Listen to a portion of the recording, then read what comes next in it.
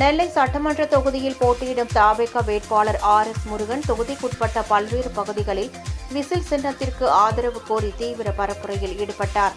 ராமையன்பட்டி பகுதியில் நடைபெற்ற பரப்புரைக்கு வருகை தந்த வேட்பாளருக்கு பட்டாசு வெடித்து அப்பகுதி மக்கள் உற்சாக வரவேற்பு அளித்தனர்.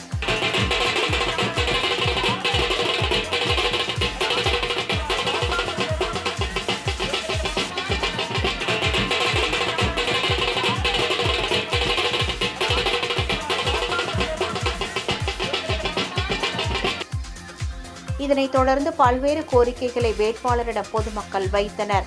அப்போது பொதுமக்கள் மத்தியில் பேசிய RS முருகன் தனக்கு ஒரு வாய்ப்பு அளித்தால் மக்கள் நலத்திட்டங்கள் அனைத்தும் அரசின் மூலமாக செய்து கொடுப்பதுடன் மக்களுக்கு தேவையான சில திட்டங்களை தனது சொந்த நிதியை கொண்டு நிறைவேற்றுவேன் என்று உறுதியளித்தார். மேலும் பொதுமக்களை பாதிக்கும் ராமையன்பட்டி குப்பை கிடங்கை அகற்ற நடவடிக்கை எடுக்கப்படும் எனவும் பாதாள சாக்கடை திட்டம் முழுமையாக நிறைவேற்றப்படும் எனவும் வேட்பாளர் RS முருகன் உறுதியளித்தார். நீங்க ஒரு வாய்ப்பு எனக்கு கொடுங்க, திருமண மண்டபம் அங்க சொன்ன மாதிரி எல்லாமே அவங்க சொன்னது பூரா நான் உங்களுக்கு அரசு மூலமா செய்ய வேண்டியது அரசு மூலமா செய்வேன். என்னுடைய சொந்த நிதி மூலமா செய்யறது சொந்த நிதி மூலமா செய்வேன். ஆனா எனக்கு ஒரு வாய்ப்பு